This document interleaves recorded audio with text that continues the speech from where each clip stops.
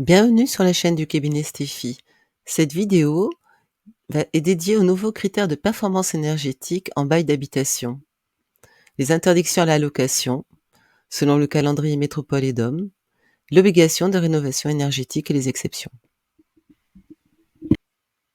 Dans cette vidéo, nous allons pouvoir identifier la source juridique du critère de performance énergétique minimale, les dates progressives d'interdiction à la location dans les DOM et en métropole, et le pouvoir que le juge a d'ordonner la réalisation des travaux, et enfin les deux exceptions à ce pouvoir.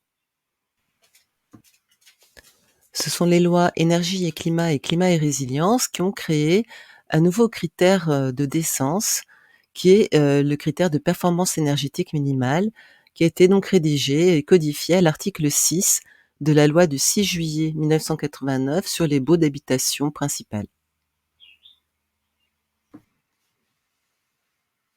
La loi climat et résilience, confirmée par le décret du 18 août 2023, a pris les dates suivantes pour la métropole.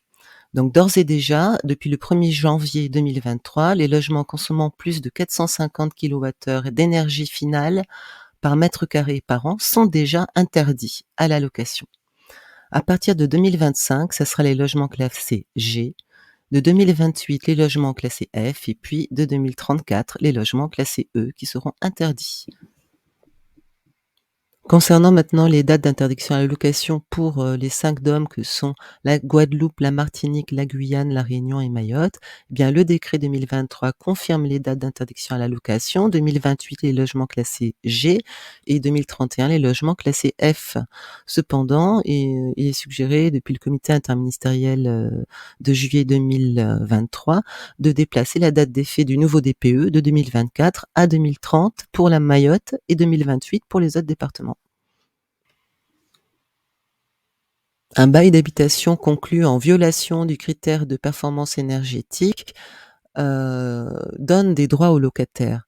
Si le bail est conclu après cette date ou que le bail soit renouvelé ou tacitement reconduit après la date avérée d'indécence énergétique, le locataire a un droit judiciaire pour agir contre le bailleur. Le locataire donc dispose de ce droit, de demander au juge, d'obliger, le propriétaire bailleur à réaliser donc, les travaux de rénovation énergétique. Le juge a aussi le pouvoir de réduire le loyer, voire même de le suspendre avec ou sans consignation et de suspendre son paiement et la durée du bail jusqu'à l'exécution des travaux. Ainsi, le propriétaire du logement, devra, faire les travaux de rénovation s'il souhaite louer son logement.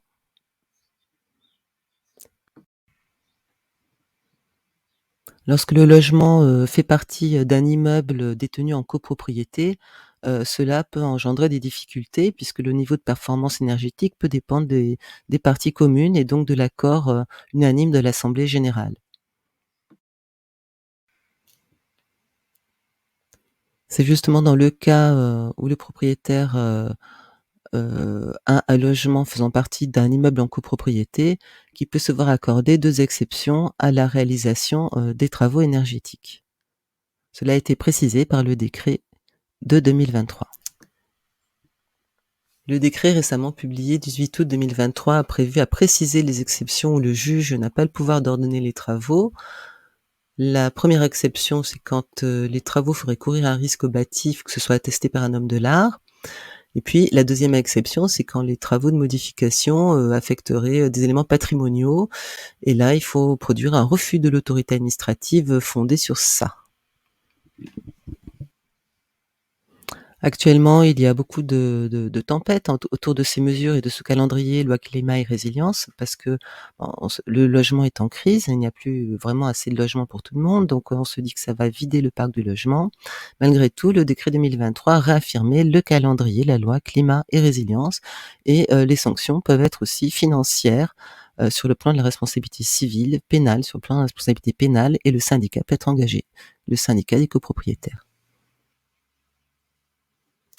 La vidéo sur le nouveau critère de performance énergétique minimale en bail d'habitation principale est maintenant terminée.